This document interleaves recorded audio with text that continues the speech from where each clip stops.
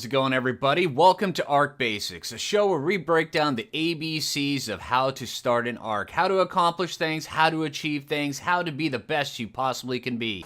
Hey, how's it going, everybody? Welcome back to Arc Basics. I'm Phlinger, and if you've ended up purchasing the new Lost Colony DLC pre-order, you will have access to 4 mini wee dragons. Well, these mini wee dragons are absolutely amazing. Yeah, they do come with the pre-order. Yeah, you do have to buy the expansion, but if you do, you know what? They're kind of amazing. Each one of these guys has some pretty amazing different abilities they do.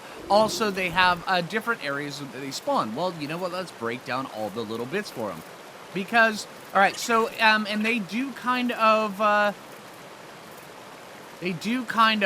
go down with where their names correspond with where they spawn. So the spring ones will spawn over here, over around in here.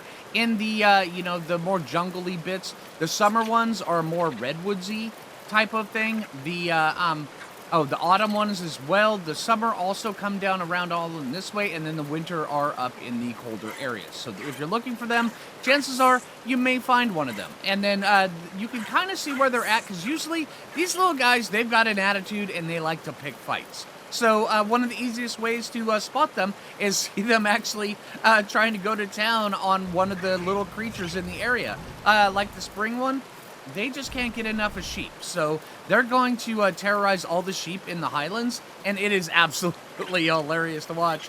But if you want to actually tame it, you're going to have to go in there and you're going to have to get rid of that sheep. So where he loses aggro, then get over there. We'll cover that here in just a little bit. But before we get over there, we've got all of them here, and they do seem to poop a lot bigger than they are, just so you guys noticed. But let's go down the list and let's see which ones they are. Right here, we've got spring. Now, you notice that when you pick them up, you end up getting a few buffs. Each one of these ones has a different buff that they impart on their on the person that owns it.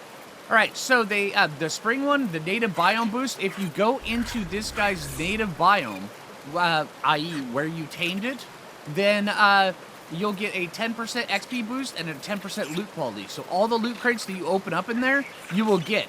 And this has a refresh time of once every 15 seconds, but it lasts for 2 hours, 45 minutes. So all you have to do is go in there once every 2 hours, 45 minutes, and it will refresh, and it will, give you this buff as long as you're in there. It's very, very cool.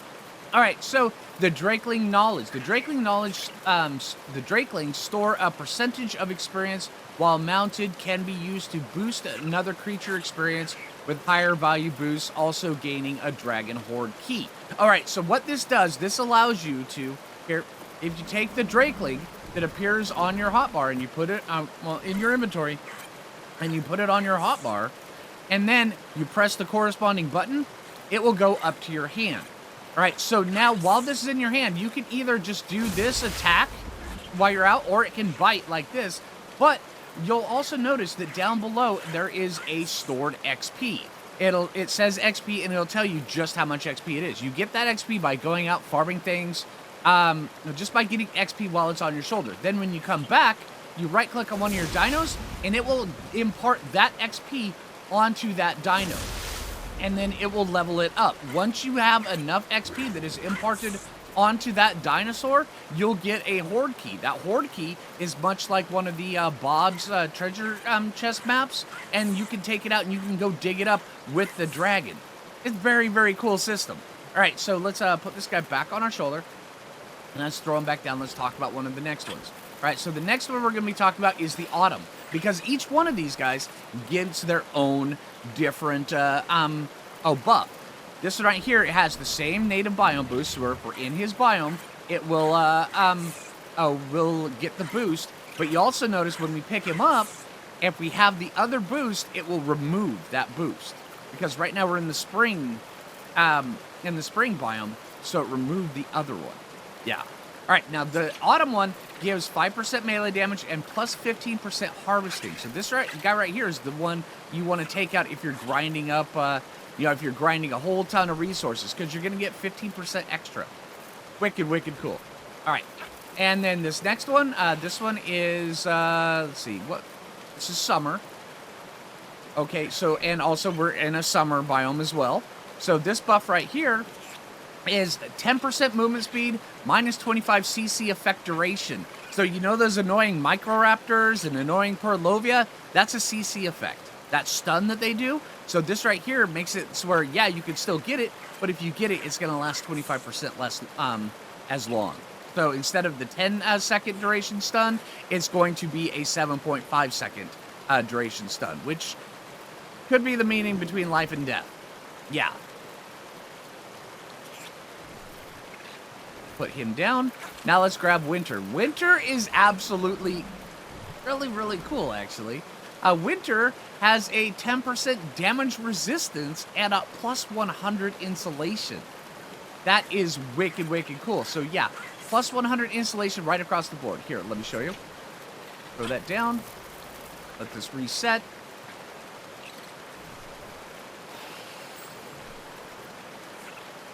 Okay, so we have to be in the winter biome before it does that.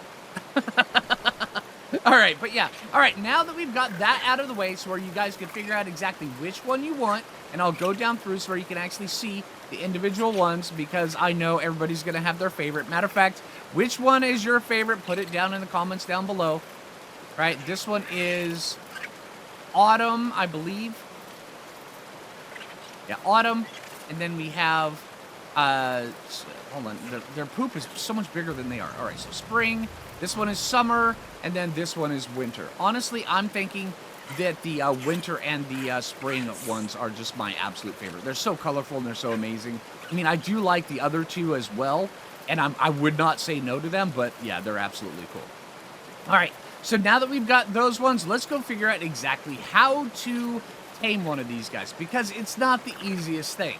What you're going to need, well, wherever you're going, wherever you decide to go, you're going to have to do it on foot. So you're going to have to make sure you've got the armor to do it.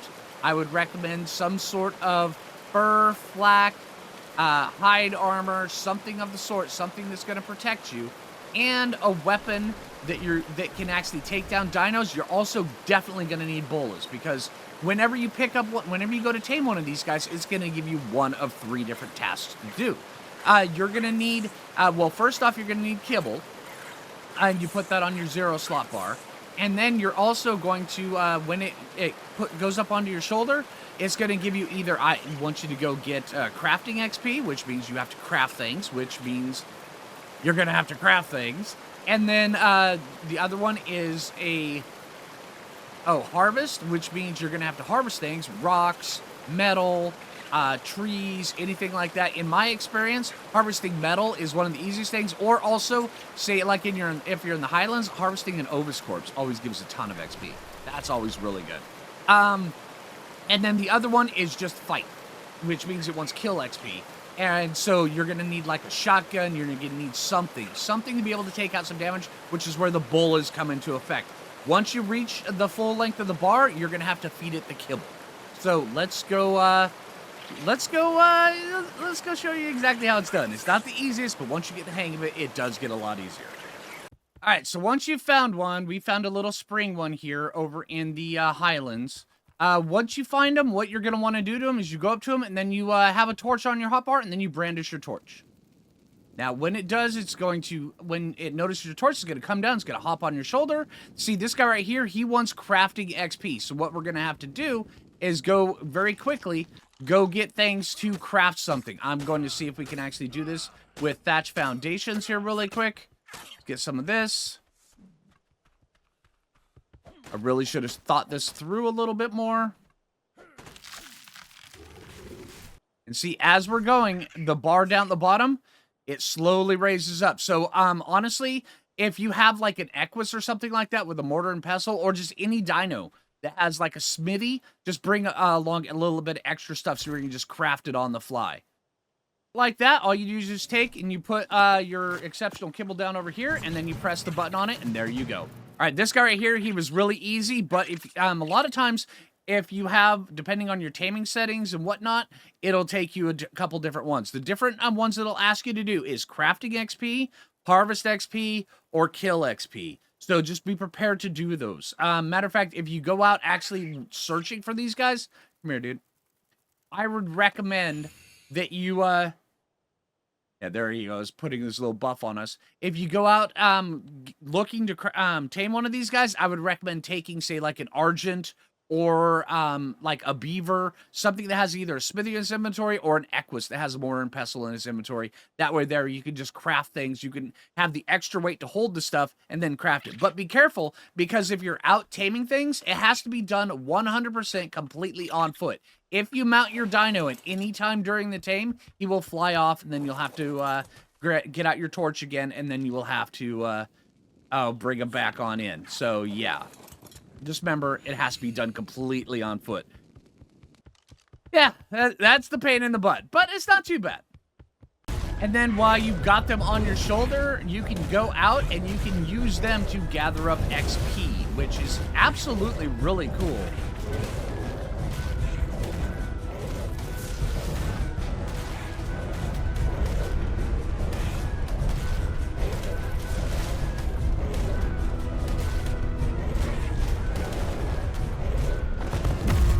There we go. He just gained 58 into his store.